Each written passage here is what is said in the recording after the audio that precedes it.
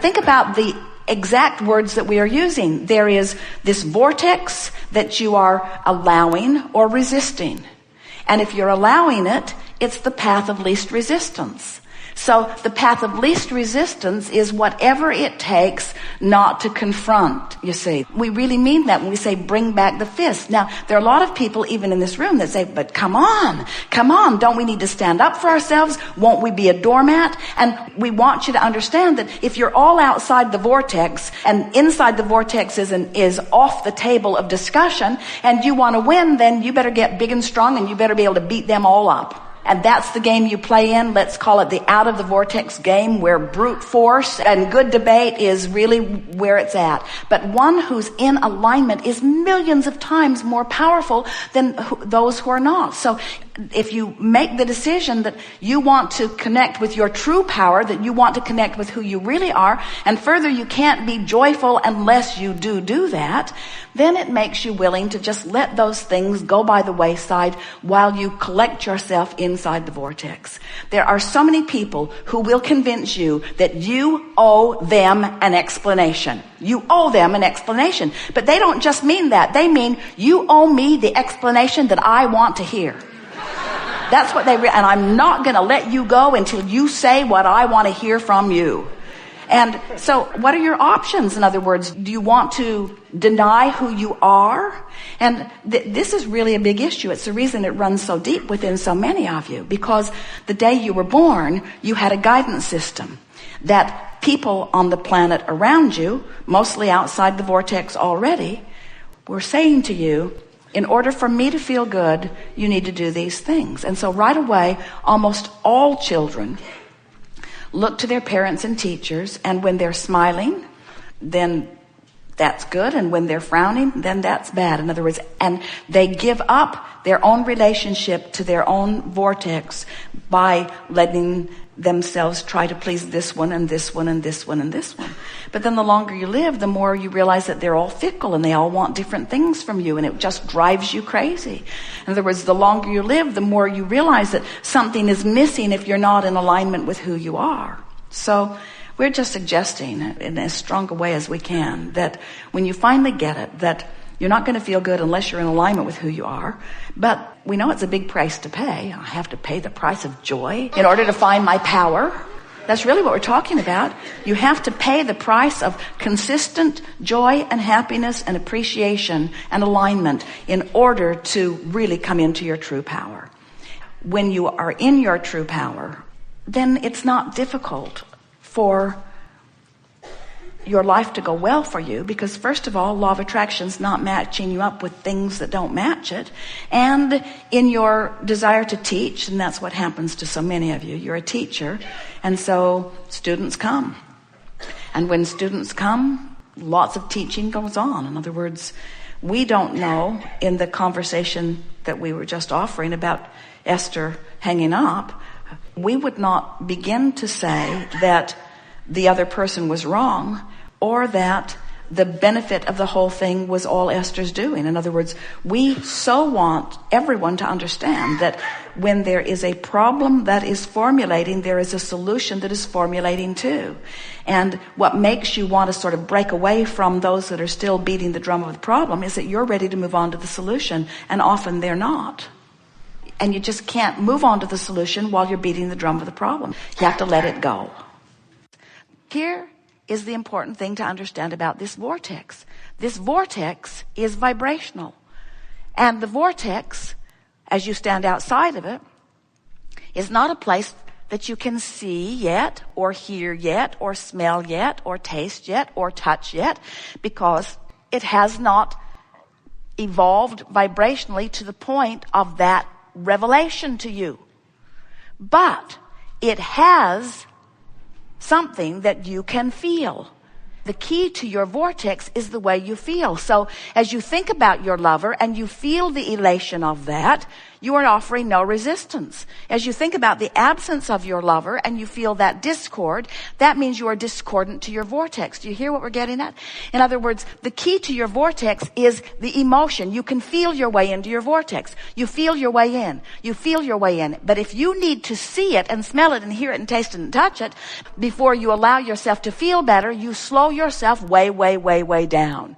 And that's where the word expectation comes in. If you can train yourself to positive expectation, to feeling good without needing the manifestation first, now you are the creator that you were born to be.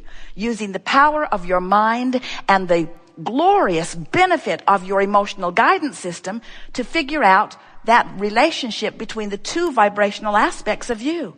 Because who you are in this vortex is a huge vibrational rhythm. And who you are in your physical body is also a vibrational rhythm. And when doubt meets desire, it doesn't meet very well, and you feel disappointment. When desire meets hope, you're right on the edge of your vortex, and the vortex will take you right in and show you something that will make a believer out of you.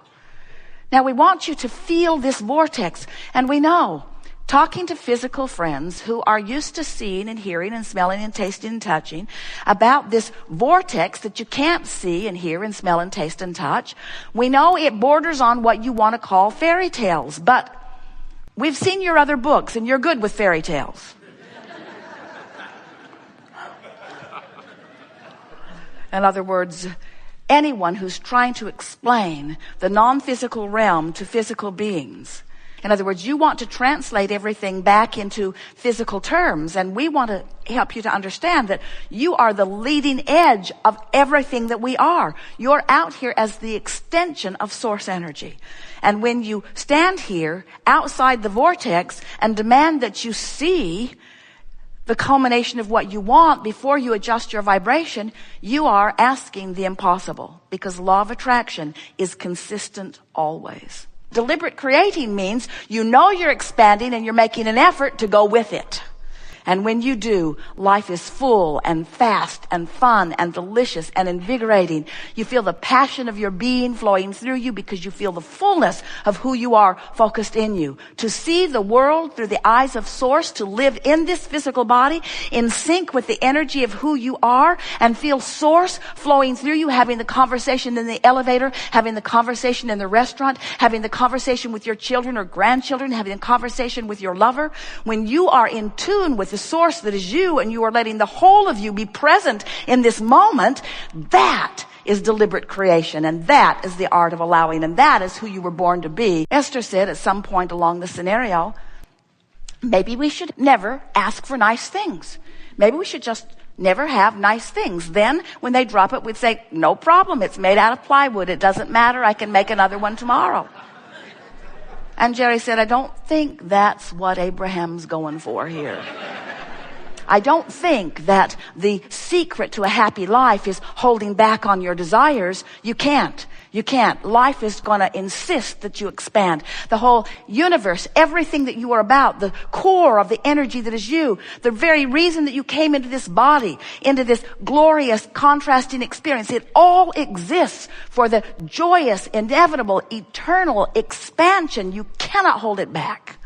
But when you hold yourself back with contradictory thoughts to the expansion, you feel the discord, and then sometimes you say, I think I shouldn't want so much because I want things I can't figure out how to have. And that's really what we want to talk about here today, because we want you to let go of the manifestation part of it just for a little while and take emotional journeys. Most people who want more money, or who want a better relationship, or who want a better job, or who want a better car, or who want a better life, most people who want that want it with a flawed premise basis. They want it because they think, what I've got doesn't please me when I observe it, so if I could create something better, then I could observe that and I would be pleased. So give it to me, and then I'll have a pleasing response to what has been given.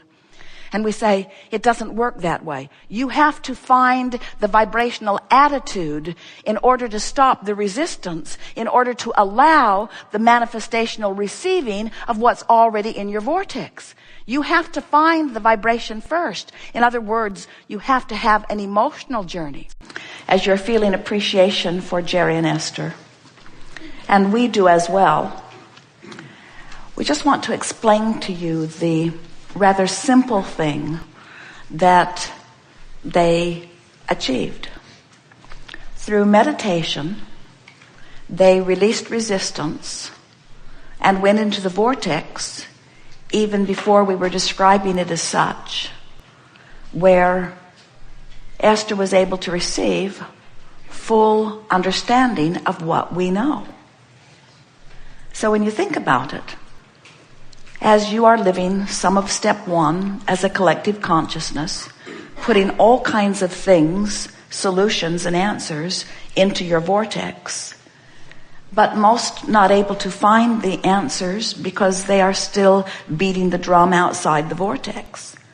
So through meditation, someone like Esther, not carrying around big grudges and not carrying around big concerns, really feeling pretty good, just meditated herself right into alignment, right into vibrational alignment with all of the answers to all of the questions and all of the solutions to all of the problems.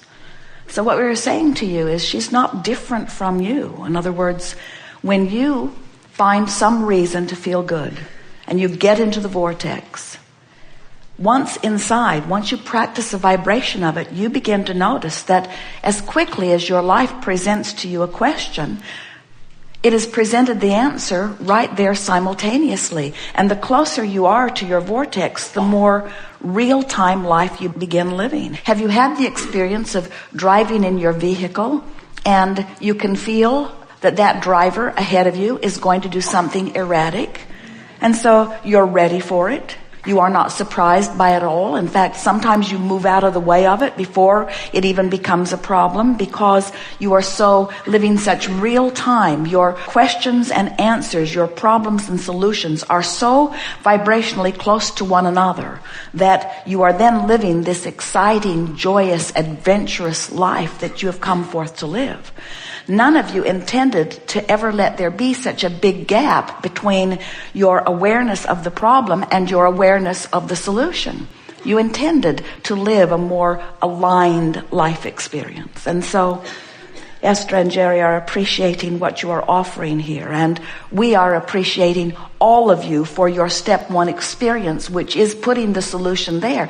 We just don't want you to make this experience seem like something that is so out of the ordinary, because while it is wonderful that Esther is tuned to the frequency of Abraham so that she can find words to express our knowing, and while we know that sometimes if you are outside the vortex, you can't hear the words yourself, really, if you are too far away, you can't hear them even when they are being expressed. So anything that you're getting from this is because of your vibrational proximity to it. And the credit is all yours.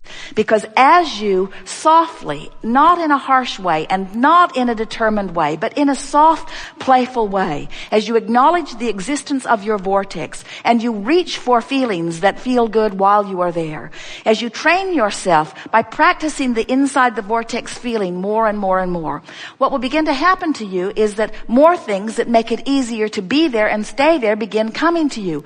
More fun friends, more rendezvousing with interesting books and ideas on television, more cooperation from the universe, more opportunities to feel good, more clarity, more stamina, more vitality, more humor, more fun, more money, more of the things that you've been asking for will show themselves to you in very real terms.